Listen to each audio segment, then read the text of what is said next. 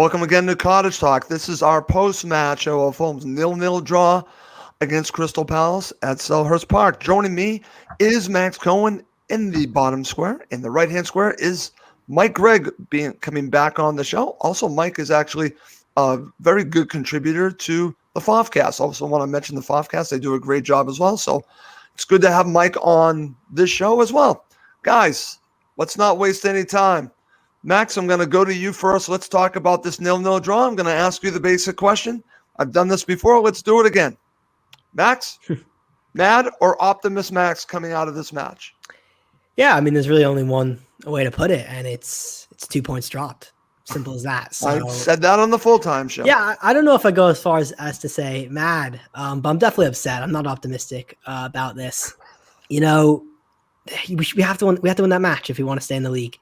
And I know I've said that in many opportunities this season after the West Brom match, Brighton match, and, we found ourselves back in it. But it's the same way that, we drew the West Brom match, but then we go and win against Everton, get an unexpected 3 points. The same situation in the next 3 matches. Are we going to get 2 draws, against Spurs and Liverpool, maybe sneak a win, but it just makes it so we have to overperform against the big teams. That being said, we haven't played poorly against the big teams. I was going to say we played pretty well against them. But getting a win against them is a different story. So the main frustration here is that we didn't convert the chances. I think Maja is guilty of missing 2 really big ones.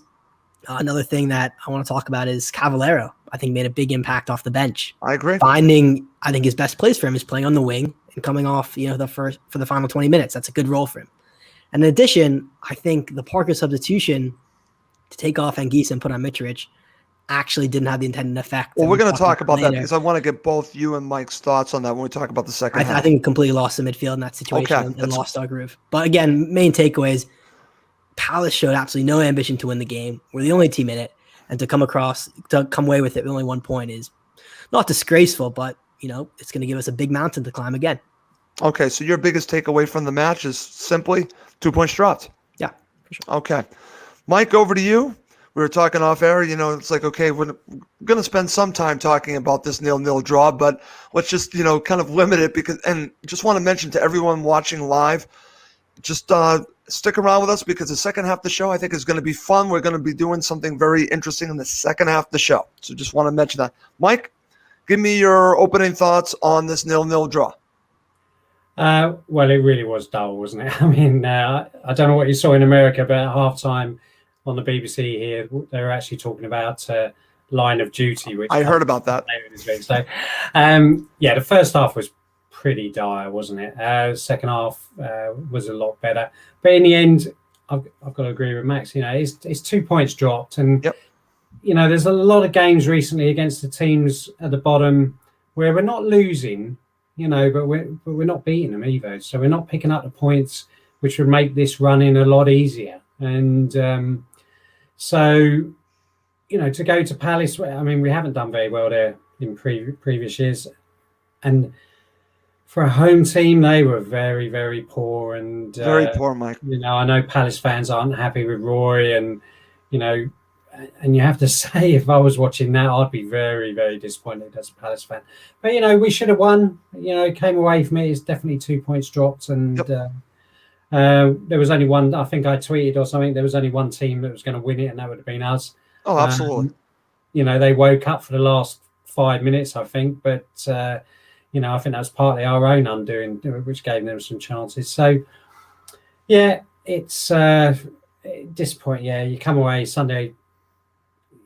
We should have won. We should have won. And absolutely, Mike. It's the story of the season.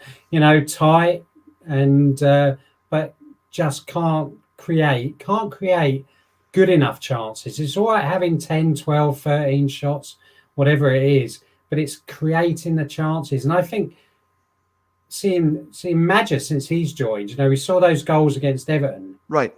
Creative. And that's what, he's played 5 games now. He's got 2 goals. But, he was a little bit more involved on Sunday. But his whole career for us is going to be whether we can get the ball to him in that sort of 8 yards from goal. See, I totally agree, Mike. Yeah. So it just showed that we're not creating enough. So is that down to who we have on the pitch? we might talk about it later, but I think it just, not having Kearney, who is clearly the best creator or best passer that we have in the squad, I would say. And it just shines a light on how much we're missing a player like that, if not the same player himself.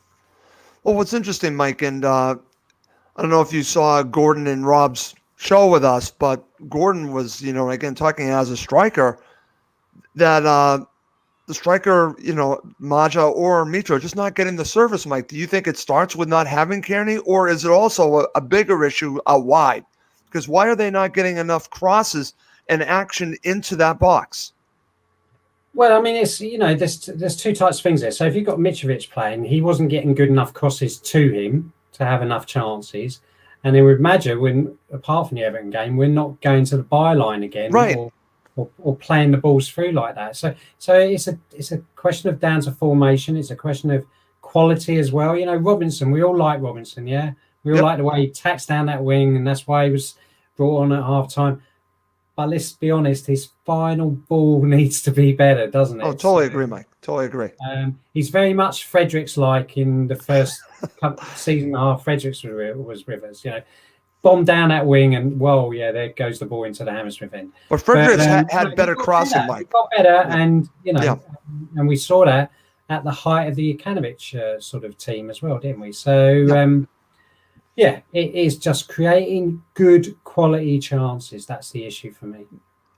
I totally agree, Mike, because, again, it's very interesting to watch them because I can see it. It's just really like they just cannot put it all together. It just doesn't seem to all work in unison. And I think, and again, if that's going to be how it's going to be, it really will come down to scoring goals because we can see that we are going to be tough to beat defensively. Now it really is another big part of the game, which is actually scoring the goals. And as you said, Mike, it's a very good point, creating the opportunities.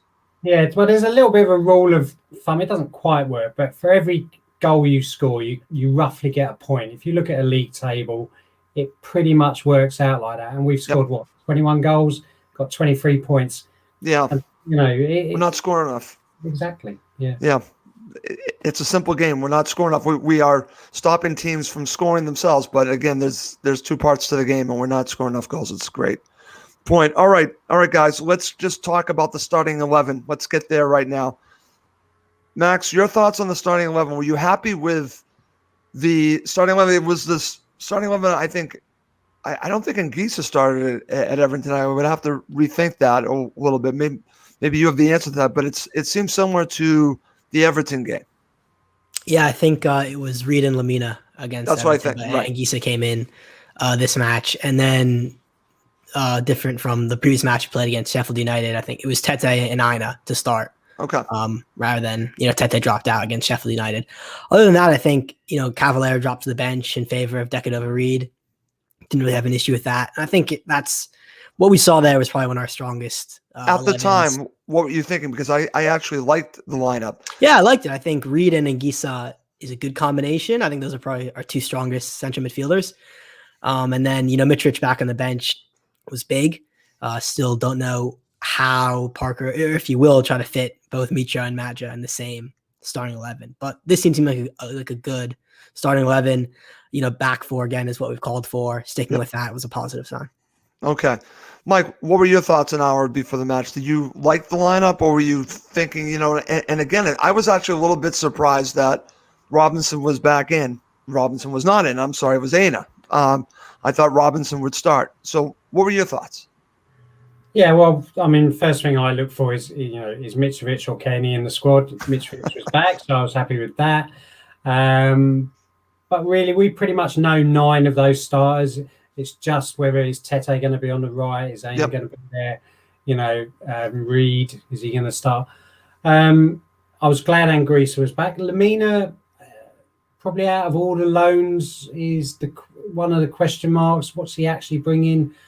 I think I may have mentioned on last show I was on, I think we're going to play the big team soon. Right. Again. I think there is an argument for Reed, Anguissa, and maybe Lamina starting the game. That would pack the midfield type thing. But no, you looked at the lineup and you sort of went, yeah, okay, nice to see Bobby Reed sort of starting. But yeah, the question on the left back, but then Aina did well, before. So it's it doesn't quite pick itself, but if you had 3 stabs at picking a lineup, I wouldn't be surprised if you picked that one. Okay. He's pretty predictable on the way he goes at the moment. Okay, very good. All right, guys, we're going to spend very little time talking about the first half because really there's not much to talk about the first half. But over to you, Max. I just want to get your analysis of the first half because, again, it just looked like two teams that really didn't want to do too much to, again, it just seemed very conservative on both sides, including Fulham. They were not taking many chances. As I believe Scott Parker even said, they were huffing and puffing, but they really were not creating much. So just give me your overall analysis of the first half. The one thing that I do want to mention, really the only opportunity that you can really talk about from Crystal Palace actually came from Anderson touching it back to Areola, and that was in the 27th minute. Now, you do have a couple of headers from Anderson in the first half, and that was actually not so bad. But beyond that, really, what is there really to talk about with the first half? What were you thinking watching it? It was very cagey. I think that's the best way to describe it. And let's not, pass off all the responsibility from Palace here, because I think they abdicated any responsibility they had to make this, a two-sided football match. When you're the home side, you're expected to attack, expected to take the match to their team. They did nothing. I think that is a very big part of why this match was so poor from a neutral standpoint. Yep. Also from our standpoint. We possessed a lot of the ball, but as soon as they're very happy to sit off us until we got near their 18-yard box. And then they start to press and they start to, make us uncomfortable. So much of the match was played just outside of the danger areas. Yep. And you mentioned we did have a number of set pieces. We did. We dominated the corner game, but that's been consistent all year is that we struggle to score goals from corners. I still think that own goal, we had the 2 own goals, right? The Aina goal against Burnley and then the own goal Richie against Newcastle. Those ones I can think of that we scored off set pieces, and they were both very fortunate. We're just not a very good team at heading the ball without Mitrovic in there. And I think Anderson probably could have done a bit better on one of those headers, but you're right. No really main chances. And that's a bit disappointing because Palace were there for the taking. Absolutely. We knew they were going to attack. They're missing Zaha. It's without him, they're not the same side. Everyone knows that. And they just feel like a wasted opportunity, very similar to how I felt at halftime against Sheffield United. We just thrown away 45 minutes of football. And once you depend on a late goal in that second half, you're always going to be gambling. You're always going to be wondering what would happen if we had 10 more minutes.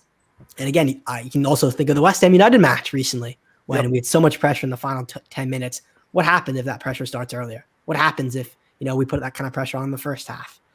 And I think, towards May, if we're still in this or if we're out of it, we'll look back and say, why didn't we attack this more? Okay, very good. Mike, over to you. As I mentioned, there were a couple of opportunities from set pieces from Anderson, but beyond that, really, it was just, and I watched an interview with Anderson, and he was talking about it that, again, they weren't really creating enough. I'm paraphrasing from the interview, but they were, and again, it just looked like two teams, like Max said, cagey. And do you think, I said this to Emilio, and I'm curious your view on this as well. Do you think this is partially by design? I hate to say it this way, that I know Parker wants them to be more brave, but does he also instill, let's get to halftime at least 0-0 or ahead by a goal? Maybe we nick a goal. It's almost like they're unwilling to take a lot of chances in the first half. I think I've seen consistency with this with Parker's teams. What is your view on that? Because obviously we have changes at halftime. We'll talk about it. Do you think part of this is on the players and part of this might be on Parker? Well, I think it's a mentality thing, isn't it? I mean, that's what I mean. Right. If it's drilled into you from early on in the season, it's quite difficult for teams to suddenly change gear, and go from I wouldn't say we were ever ultra defensive, but certainly, we're trying to be more solid. And, you've got the 4 defenders, you've got Reed, and Greaser gets a little bit forward. But I think it's very much weighted when you look at the way we attack. if one side's attacking, the other side sort of tends to hold back. Right. So it's always about having 4 or 6 back. And because I still think we don't get enough bodies in the box. Totally agree, Mike.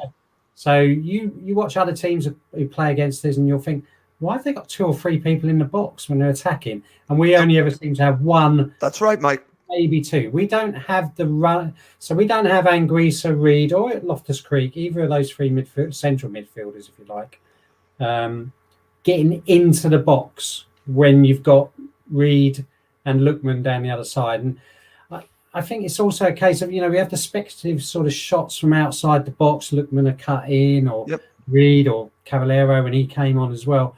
But what they're not gambling enough for me. They're not gambling enough at trying the 1-2s in the box, or even running into the box, to try and get fouled, for Christ's sake, or something.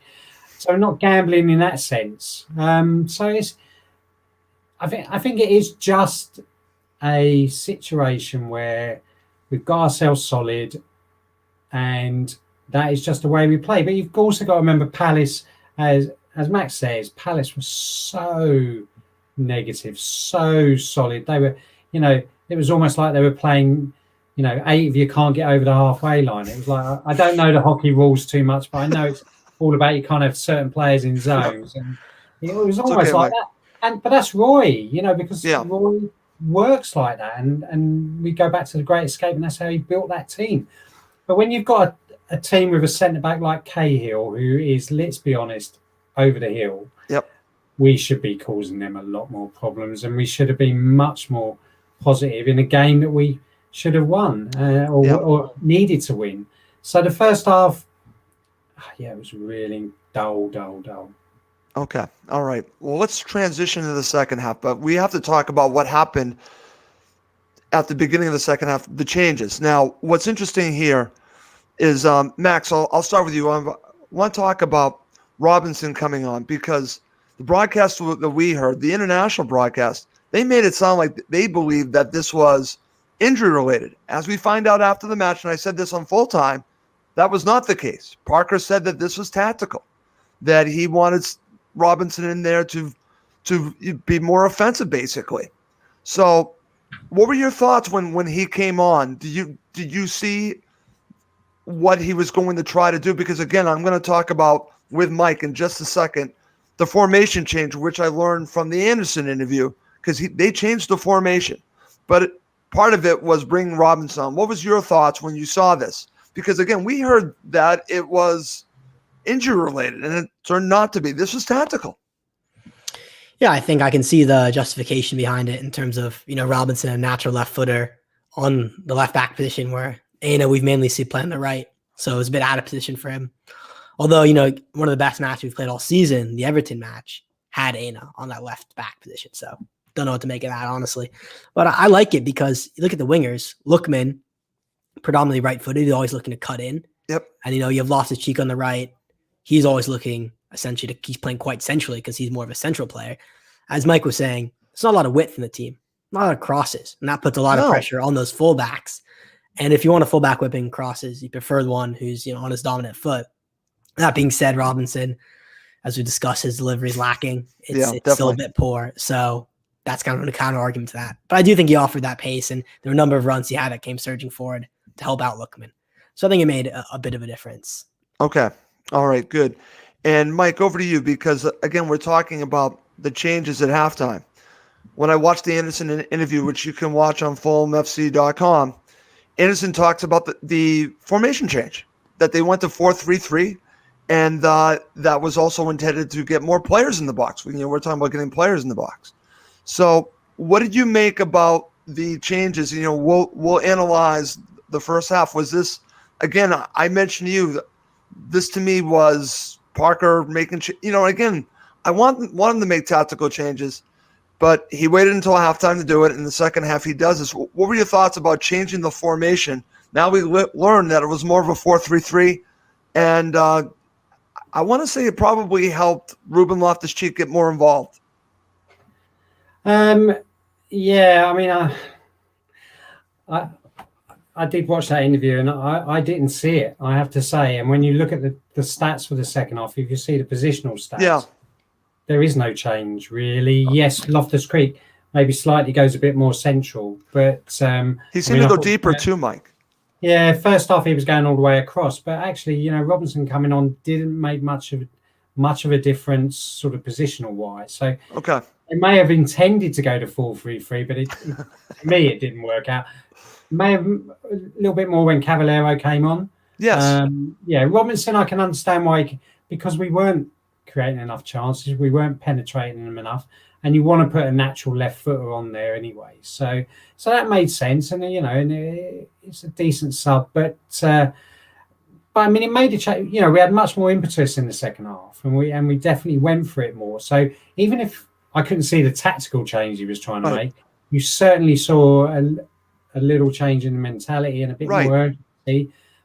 And again, that maybe goes down to Palace as well, who, an older team, so they're going to tire a little bit more. And there was moments there where we were quite relentless. We had the ball for long periods of the game. But yeah, I mean, it's so we went for it in that sense of the word, and maybe a little bit earlier talk about the other subs, but the Robinson one, made sense to me. What I found interesting was actually that he didn't take Tete off and he didn't put Aino over on the right, because he's done that a couple of times. He has. So maybe Tete is now, winning that sort of right back position. Interesting. Very interesting stuff. Okay. All right. I'm going to mention some key moments, and then Max, I'll go back over to you. So again, the match in the second half begins with, a questionable, I mentioned this, that again, you can look at this a couple different ways. The shot by Maja, many people see as a waste, and in the end it is a waste, but I also thought, what, why not? Maybe it shows a little bit of intent that, hey, we're going to take the second half a little bit differently. And that, from that point on, 51st minute, you have the header from Tosin off of a free kick. 54th minute, shot from Anderson. 55th minute, free kick. Anderson's free kick just goes wide. And then in the 66th minute, you have the shot by Maja that just goes wide. Cavallero comes on for Bobby Decordova-Reid at that point. And Mike, very good by you. I could see a change there when Cav comes on. But let's talk about this. Max, over to you. Because Josh Maja, scores 2 goals. And this was a very good opportunity I'm talking about in the 68th minute. The header. And actually set up from Cavallero. So Cavallero's substitution paid off from the get-go.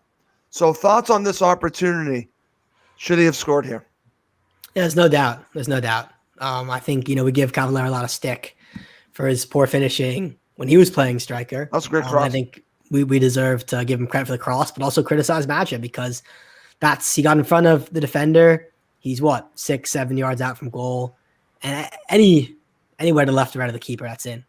Guaita makes a good save, to be fair, because it's not directly at him, but it needs to be in the corners. It needs to be a different height rather than the comfortable height for the keeper to save.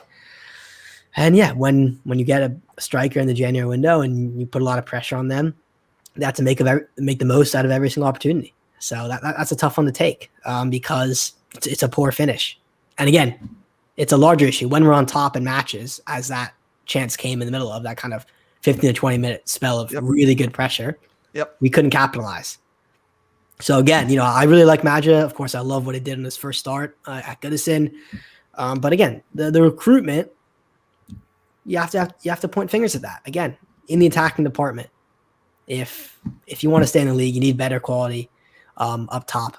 And I think Maja started that well, and I really want him to do well, but it's a bit unfair to expect him to keep us up single-handedly, because he's not that kind of player. I agree with that, yeah.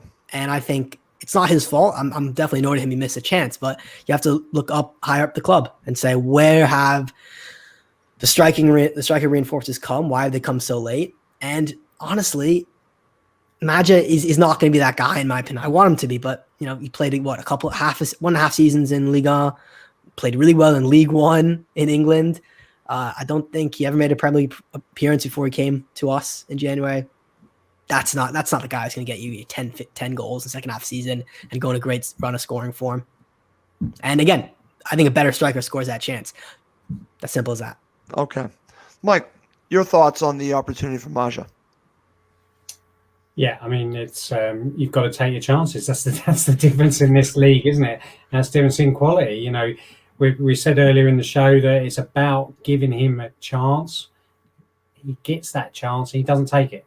Okay, It's harsh on him, if you're going to be critical, but he's that kind of player. He's the fox in the box, all that kind of stuff. Right. But he's not going to give you much more outside it, is he? Really, we've seen that. No, it's inside. If he's not scoring, then he's not doing an awful lot else really than what I'm seeing.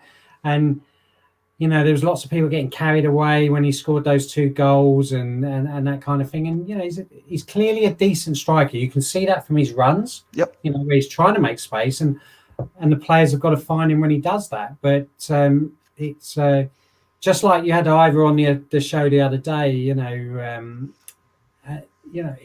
gave him the ball. He put the ball in the net. Maybe a different level, but right. Outside, I think even Gordon would agree that he wasn't that involved. And when I think it was at Chelsea, he ended up playing on the wing. So, and he's a striker. We have to give him chances. When those chances come along, he's got to take him, and he can make a name for himself. He didn't the other day. But as Max says, there's only him and Mitrovic really who have a pedigree of scoring any kind of goals. So they have to, one or both has to be in that starting lineup, and we have to give them chances. So we can only hope next game, if one falls to him, he can take it. Okay, excellent stuff. Okay, moving on. Right after that, you have the opportunity from Anderson, the Cahill block. Just unfortunate. It was right there, and you're thinking Fulham are going to score there, but give credit to Cahill there. And then in the 70th minute, again, there's still a lot of pressure from Fulham. You have the opportunity from Ruben Loftus-Cheek from distance, just goes wide. Again, he's a player that needs a goal. But this is where I want to stop, guys, because, again, we talked about Cavallero coming on. I thought that was an impact. But we talked about this earlier on, so I want to ask you guys both. Mike, I'll start with you. Mitro coming on for the final 20 minutes, but Anguissa coming off. How'd that end up going? Because, again, I've heard a lot of criticism after the match about this, that it just didn't work. Your thoughts? Well, it didn't work in the fact that Palace had their best spell in the last 10 minutes. So I don't, last 5 or 10 minutes. So we certainly lost some impetus, for sure. It was positive from Parker, absolutely positive. So, for once, he was the intent, Mike, yeah. And to put them both on, or to put Mitrovic on and play the two strikers, I'm glad to see that. But maybe he should have tweaked it around a little bit more to give us a bit more of a chance. I did expect him to go to 3 at the back, actually, and put the 2 up top. There you are. I was a bit surprised. Which maybe would have been a better move to make. I don't know. But yeah, Anguissa, I was surprised at. I wonder if there's something going on there, because obviously he's been out the team for a couple of games. Now He's only played just over an hour again. Is he carrying? I'm just wondering. You're not going to take Reed off, are you? Because he's got a little dynamo. So yeah, it was a good sub in the fact that it was positive, but it didn't have a positive effect on the game. Right. And maybe 10, 15 minutes into with 5 minutes left, we'd just run out of steam, and that's why we allowed Palace a couple of sort of half chances, or for them to get back into it. And again, we didn't really give Mitrovic enough or anything really. No. So yeah, I would have liked. I'm not sure what I would have done. I may have taken off Tete and gone with 3 at the back, possibly. I'm not sure. Okay, Max, your view on this, because Mike brings this up. The intent on the face of it is positive. This is a positive move, but I think it also exposed maybe Reed a little bit, because, again, it was just really about him at that point. But how can you fault the intent? And I think that's where Mike's going. It didn't work, but the intent was to go for it. Yeah, I agree completely. I think I don't want to be too hypocritical here, because I was very critical of Parker in the West Ham match for waiting to sub on Mitra and Raja. And this, on the face of it, was a great move in terms of we're chasing the match, get more strikers on the pitch. But I think there's a more intelligent way to do it than taking off a midfielder because, as people have remarked in the comments, and as I said earlier, Yep. you lose the midfield in a way. And I think that's might have explained Palace getting back in the match more. Yep. But in addition, what did we create for Mitrovic? Did we play to his strengths? One cross I can remember was one of the last kicks of the match, which was a Tete one, really overhit. Yep. I can't really think of any other crosses in the 6-yard box that he could have got his head on, could have got a foot on, or could have capitalized from. So if you're going to put on Mitrovic, you have to give him that service, and it wasn't there. So that's what really frustrated me. I might have even maybe taken off Maja. Okay. Just because he, didn't take his chance and didn't offer that much. Not as like a slight to him, but you still keep the same formation, but you have more of a target man who's perhaps better at heading. But again, it was frustrating because it came just as we were in the middle of that period of pressure, and we thought, great, this will lead to more pressure. Right. But as Mike remarked, it actually coincided in Palace's best spell of the match, which was quite tedious, and you just felt the 0-0 was coming, and it's an awful feeling to have that again. Yeah, it's funny because, and again, to have a clean sheet's a good thing, but another 0-0 draw. And listen, Fulham did create a couple more opportunities, but I thought Crystal Palace were more dangerous after this substitution. And you have the 88th minute, you have Lookman's shot that goes wide, and then you have the header from Tosin in the 90th minute, and then you have the shot from Maja in the 92nd minute. But again, it turns out to be a 0-0 draw. I think we all can agree that it's 2 points drop. It's unfortunate because I thought it was there for them. So in a way, even though we're going back and talking about the substitution of Anguissa and bringing on Mitro, it didn't work. The intent was there to work. So I want to give Parker credit. He was going for it. They were going for it. But I just thought the approach was one thing in the first half, and then it was more aggressive in the second half. I would like to see a more aggressive approach throughout the match, but it is what it is, guys. But listen, let's finish up talking about this match with man of the match. Mike, who's your man of the match? I'm probably going to go for Anderson, probably. He was the most consistent, was involved. Free kick was an interesting one. Yep. Could have worked. Yeah, he said he's been practicing. Alfred Boston-esque. Probably Anderson then, but yep. I just wanted to mention about Cavallero, actually. Yep. That, let's go back. Let's talk about Cav. Yeah, sorry. I just wanted to say, he's looked more dangerous coming on as a sub, and I think Max might have mentioned it earlier. Yeah, he did. I just, that's, for me, that's his role, I think, now. And I wouldn't be too keen to see him start. Bring him on, let him do what he's got to do for 20 minutes or whatever, and maybe that's going to help us more than him starting. Okay.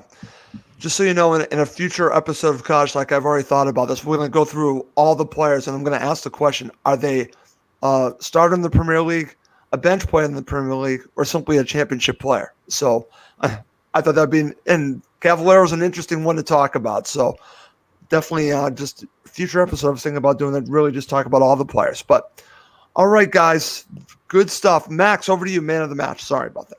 Yeah, I felt bad for Mike because he sprung a question on him, and I was thinking I don't have an answer for the man of the match, which tells you all you need to know about the Palace game is that there's no individual person that stood out. I would agree with Anderson. I think he was probably the one you'd have to pick. You'd say him. I think Stefan said it in the comments earlier in the sense that we're asking Anderson to do it all. Yep. He's captaining the side. He's defending. We're asking him to score from corners and then score from free kicks. So it's Joachim Anderson FC right now. But I thought he was bright. And honestly, you can make fun of the free kick. It wasn't that far wide. And if it's on target, that's a goal because Guaita takes a step to the wrong way. So maybe that's a bit of a good play in the future. Okay. But yeah, you're right. It was no individual really stood out. And, it's 0-0, so what do you expect?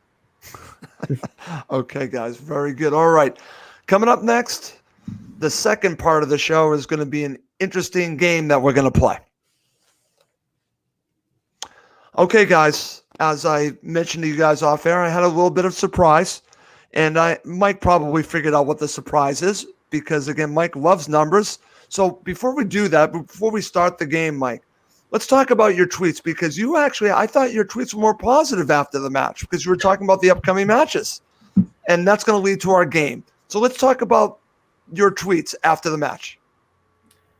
I'd have to go back and read them, but no, I think what you're alluding to was that The next 3 matches and the 9 after that. Yeah, so basically, what you got to look at is everyone's talking about what's the target. What are we going to need to get? Exactly. And certainly up until about January, it was all looking around about 34, 35, 36, somewhere around there. But now you basically have 2 or 3 teams, the 2 teams above, and then Burnley as well. But the 2 above on a point per game. So it's very easy. 12 games out, we're going to need 38. Okay. Now, there's a chance one of them will drop to 36. One of them might get to 40. But the way tables work is it will probably end on 38. Okay. So you've got to look at a point a game. So the trouble is we've got 12 games. We've got 21 from... No, we've got 23 from... We've got 23 right now. Yeah, 23 from 26, yeah. So I said that what we need to do is get to parity, which is a point per game, as soon as we can. Now, the fact is we're playing 3 of the big 6 coming up in a row. There's a good chance that we could lose all 3. We might get a win. We might get a couple of draws. But for argument's sake, just say we lose all 3, okay? So at 29 games, we will be stuck on 23 points. Okay. But pretty much the table above us, they will be on 29 points. So we're still only be 6 or 7 behind with 9 games left, and we would have played 3 of the top 6, or 3 of the big 3. Right. 6. So that's all I was sort of saying is you've got to look at it as in the whole, right? Okay, and not panic, because we need arguably 15 points from 12 games, right? And we will probably still need 15 points from 9 games, possibly. But you have to weigh that up against who you're actually playing. So that's all I was sort of saying is, in 3 games' time, they're suddenly not going to be 9, 12 points clear, because teams come down. Yep. It's the way leagues work, and it's why when I do a lot of stuff, I never actually talk about the teams. I just say 18th is this. You just look at the points, right? Same exactly. The other way, when you're going to the top, it's like it's 6th place. That's what you want to go for. Don't worry about the teams, because the league will sort itself out. And I've got enough data to say that's the way it works. Okay, so, excellent stuff. It's I've looked at a lot of stuff today, and 1 minute I'm up here thinking it's fairly good, and then I look at something else and I go, I know. I mean, the one I'm stuck on now is we actually need. Okay, so to both of you, have we been playing well over the last 12 games? Would you say we've done all right? I'm saying we've done all right. We've just done all right. Good stuff. 12 games, right? So over that 12 games, we've done all right. The next 12 games, we've actually got to get more points than we did in the last 12 games. So you sort of go, no, because but then you look at Newcastle. Yep. And they've got to play 5 of the bottom 6. So everyone around them, so they've got easier games to sort of get points from. 6 of our 12 games are against the big 6. Okay, Mike. Okay, now you're depressing me. Okay. No, listen. Wait, are you including Arsenal in the big 6? Because I don't think they're big 6 anymore. I mean, that. Okay. Well, that makes things interesting, because that's going to lead to our little game. And if you're watching live, feel free to play along with our little game. Here's the little game, okay? When we put up this graphic, and you guys will probably get a little chuckle on this, so let me just put it up here. Okay, it's Cottage Talk's points prediction game. Guys, we're going to predict every one of the matches, okay? And I want you to come up with a points total at the end. So while we go through this, we're going to go through each and every one, keep adding on. We started 23. We're going to go to each and every match. I'm going to play along with us. I actually did this by myself. Mike, I came up with 42, believe it or not. Ross, what are you smoking? But I don't think I'll come up with 42 points. Yeah, you just said what? We're on what? 23? 21. How many points on? You want to double the points? Oh my god. Okay. But like I said, I'm going to do this fresh now, so I probably won't come up with that total. The magic number Mike is saying is 38. Let's see if we come up with 38, okay? So let's start here. All right. Mike, over to you. Prediction for the Tottenham match. Draw. Draw. Max? Yeah, I've actually done this in actually on my own time, independently. I had no idea because I was obsessed. So I actually have us losing the next 3. So you can just put me in for 0 for the next 3. No, I mean that, but believe me, I still have us staying up, but we'll see. Yep. We'll see that. Okay. I'm penciling this as an upset victory. I got a victory here. Okay. The Liverpool match. Max, you have it as a loss. Mike, what do you have for the Liverpool? Loss. Yeah. Okay, I got a draw. As you can see, I'm already positive. Okay, Man City, I think we're all going to agree. Loss? Sure. Yeah. I mean, hey, West Brom did get a point that he had, but I still Okay. think we'll lose. All right, here's a big one, guys. Mike, to you first. Leeds United. I just can't see us winning, but I'll take a draw. Okay, a draw. Max? Yeah, agreed. Draw. I got a victory. I guess you guys can see where this is going. Okay. Aston Villa away. Mike, over to you. Yeah, actually, I think we'll win that one. Yeah. Okay. I have a draw. Max? Yeah, I'm with Russ. I think we'll draw it. Okay. All right. Wolves match at home. Guys, over to you, Mike. Draw. Max? I think we'll win that. I have a win. Okay. All right. Let's go further on. Ooh, the Arsenal match. Max, I'll go to you first. I think we'll get a point. I think we'll get a point against Arsenal. Okay. I put a point down. Mike? Loss. Okay. Chelsea at Stamford Bridge. Mike? Loss. Max? Yeah, I think we'll lose. Okay. I'm going to put a draw. Okay. Let's go to Burnley. This is, I'm putting this as a must win. I'm already saying 3 points against Burnley. Mike? Yeah, I'm going to go with 3. Okay. Max? Yeah, I think we'll win. Okay. Southampton away. Mike? Now the question is it Southampton from the last 6 games, or will it be Southampton in 9 games when they probably, I don't know. That's a great question. I'll go for a draw. Draw. Okay. Max? I think we'll win this. Okay, I'm going for a draw. Okay. That's going to lead up to Manchester United, which I have as a loss. Over to you, Max. I think we'll lose that as well. Okay. Mike, Yeah, anything same. from Manchester United? Yeah, full house. Okay. All right. We end with Newcastle.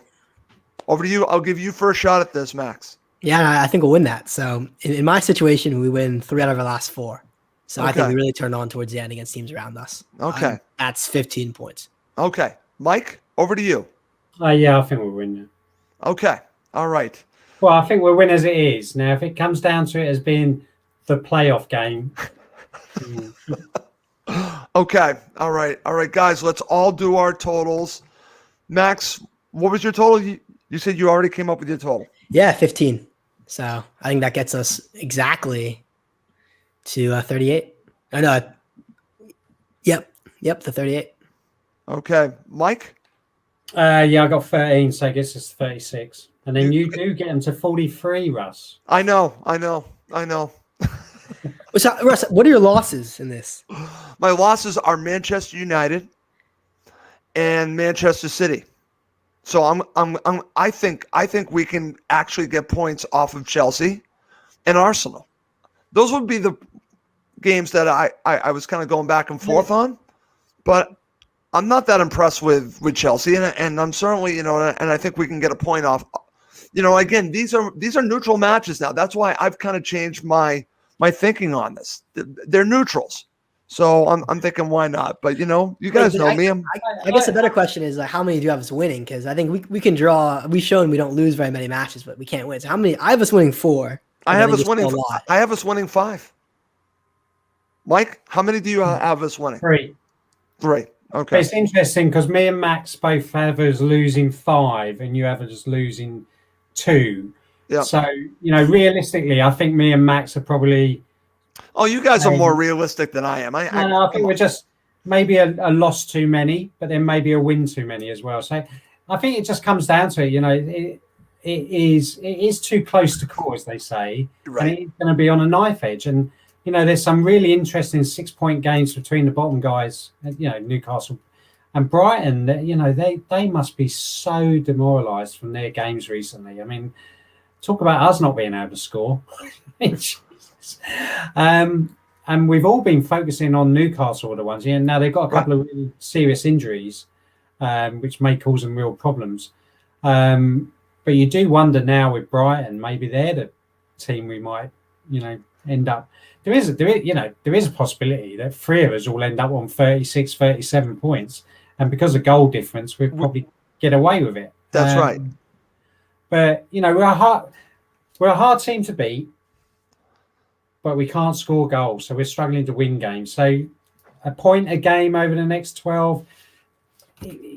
We just need to get another couple of wins somewhere, and just to get that 15.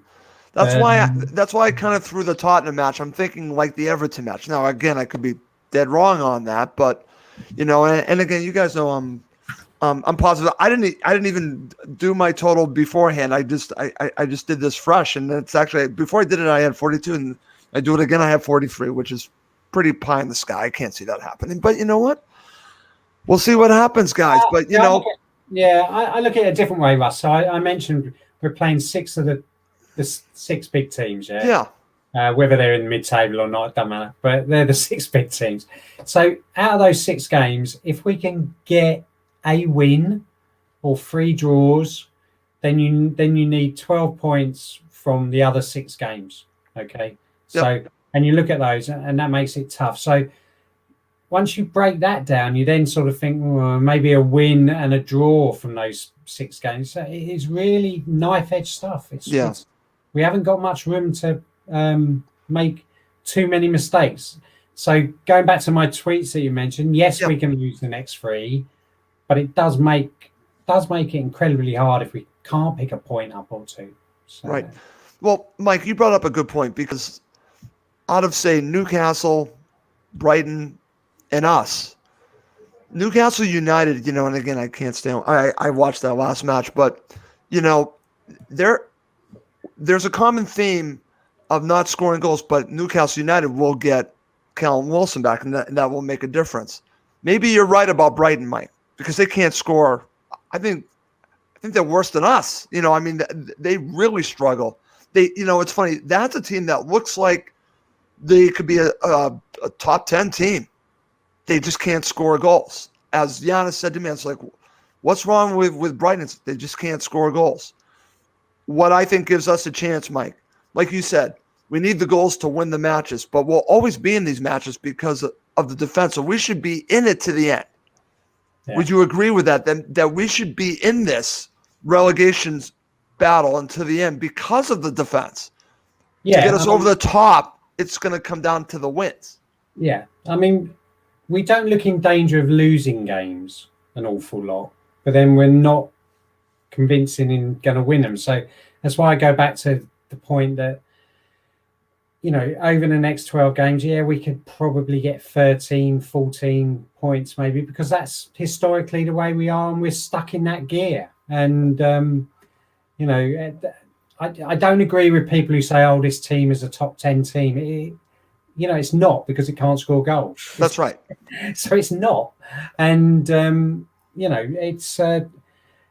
I do think it's just going to come down to that last couple of games. If we can get to the Newcastle games still with a chance of it being in our hands, that we have to win a game. That's right. Or even get a draw, we might be ahead of them, who knows.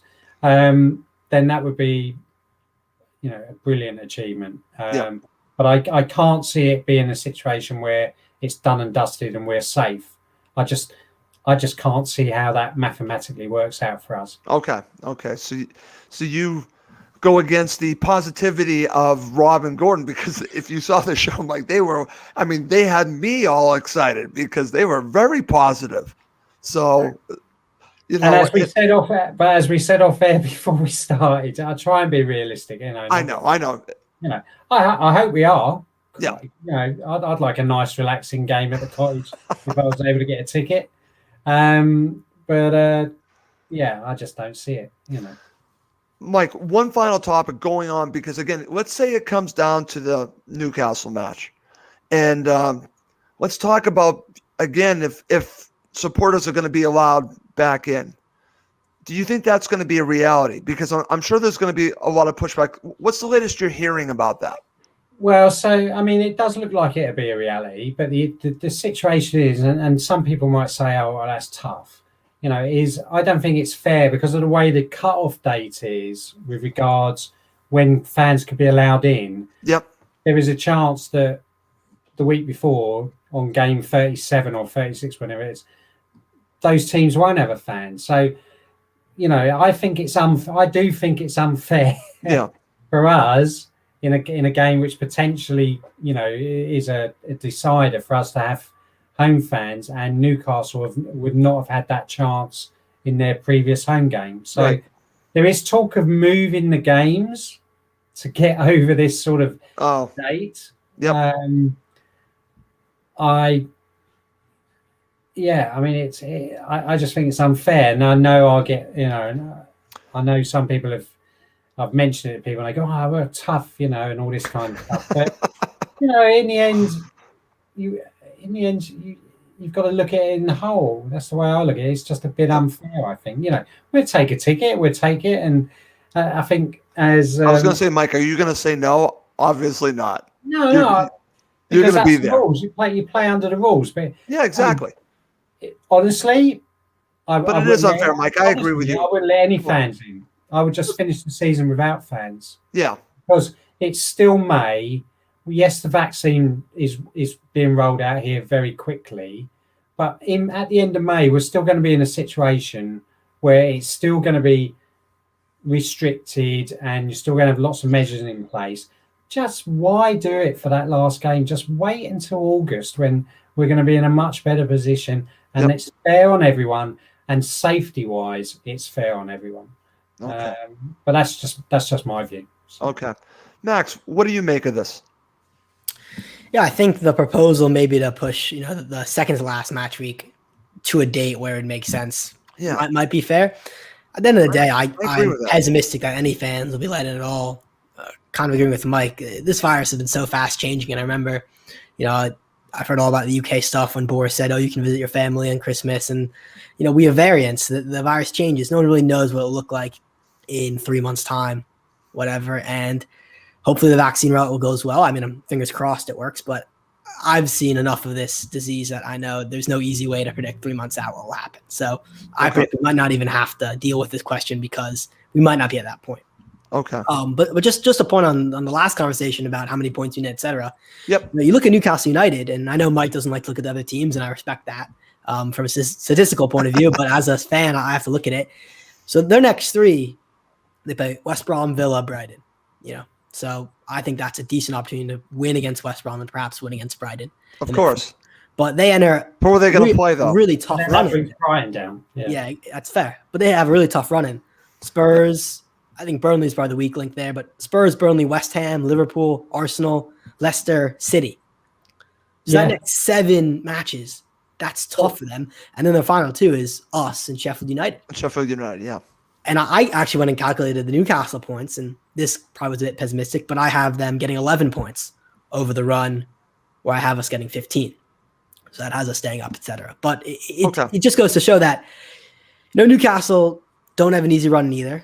No. And I do want to temper that analysis by saying if you watch the Wolves match, they weren't nearly as bad as everyone made them out to be. Newcastle they actually played well. Yeah, and I think we have to remember that credit. We focus on them as a bogey team, and maybe Brighton too, but I think they're still streetwise Premier League clubs with a lot of quality in them. And I know Newcastle hit hard by injuries, and that's why I have some hope. But that's a big deal, though, Max.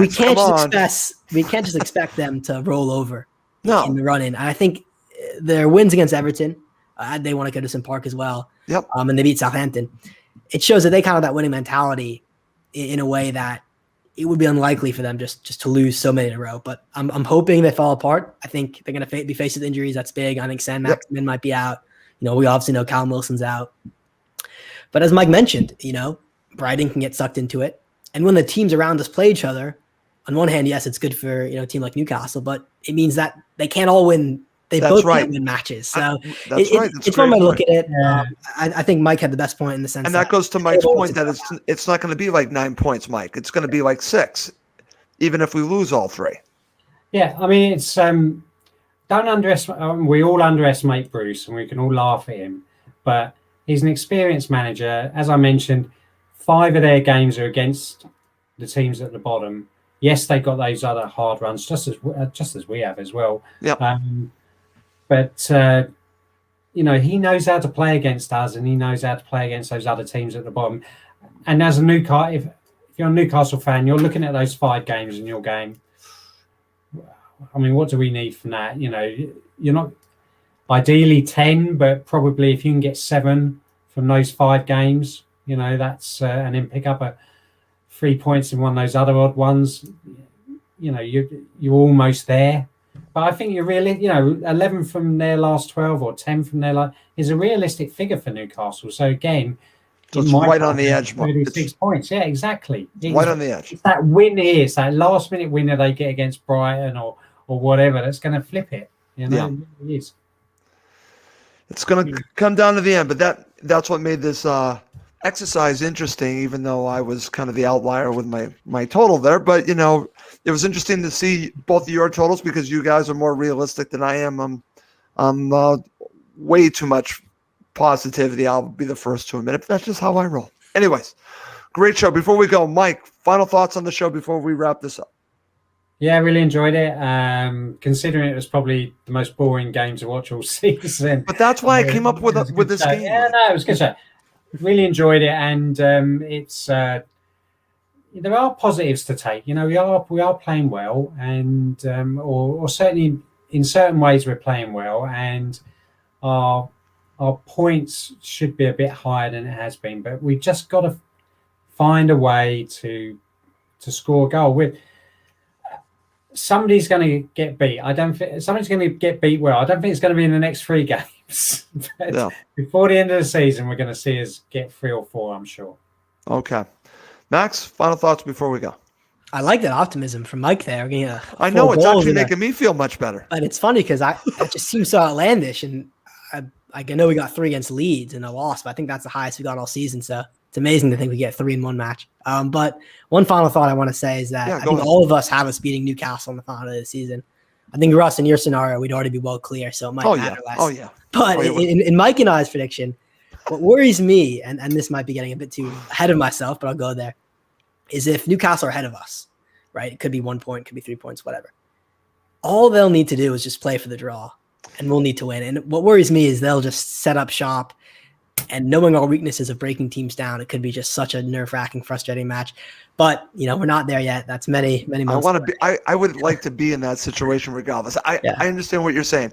Based on what we've watched, can Fulham break down a team like that? We'll have to see. But I'd like them to be in the situation or better to do that. And my final thought involves this, guys. We really haven't talked about this, but goal differential could play a factor here.